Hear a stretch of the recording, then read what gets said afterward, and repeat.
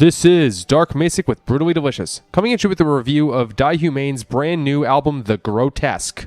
So the only thing I knew about this band going into this is that Rick Hunolt is on guitar. Rick Hunolt played with Exodus from their first album up until and including Tempo of the Damned, I think. So I went into this thinking this band was going to be old school thrash metal. Or maybe like newer school thrash, because Tempo of the Damned definitely doesn't sound like 80s stuff. They kept up pretty well. So basically somewhere in between old school Accept and modern Creator. Boy, was I wrong. This is avant-garde and experimental metal. Experimental?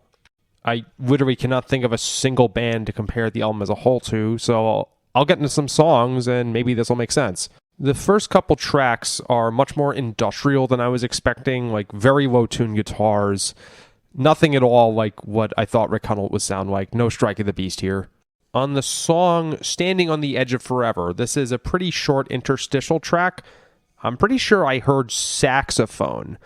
There's a long-standing debate at the metal group at the office where I work about whether or not saxophone belongs in metal. And the metal group has been divided into people who like saxophone in metal and people who like modern In Flames. Don't ask me why, that is apparently mutually exhaustive. Shell Shock. It's very modern sounding, pretty hard to describe. It almost sounds like down-tuned Faith No More meets 2000s nu metal. The vocal production is atypical for sure. It has some kind of filter going throughout. It doesn't sound anything like most metal. Like, the vocal production legitimately reminded me of something like Linkin Park, way more than any traditional metal band I've ever heard of. The production on Epitaph, specifically the guitars, reminded me of 90s Overkill. I'm thinking like Battle and Necroshine. Again, it's just an extraordinarily diverse range of sounds on the album. I'm guessing this is what they were going for. Yet somehow it still sounds cohesive, and that's an achievement. On the song Oblivion, we've got a great chorus here. The song has this pretty cool droning feel. It's not exactly the same vibe, but something of it reminded me of Sorry by Guns N' Roses off of the much maligned Chinese Democracy album. On the song Ghosts, again, we've got another really good chorus here. Vocal production here really stands out. This is where I was thinking of like Chester Bennington. Listen to it and tell me I'm nuts, please. And last but not least, on the song The Devil Sings, is that Zetro guesting? If not, it sure sounded like him, and it was definitely the most thrash moment of the album, but I really did like the vocals on this one.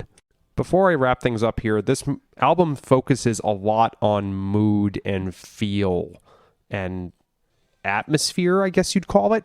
Even though the two albums sound pretty much nothing alike, it did remind me of Darker Skies by Noctmuse, which I got to review a few months back.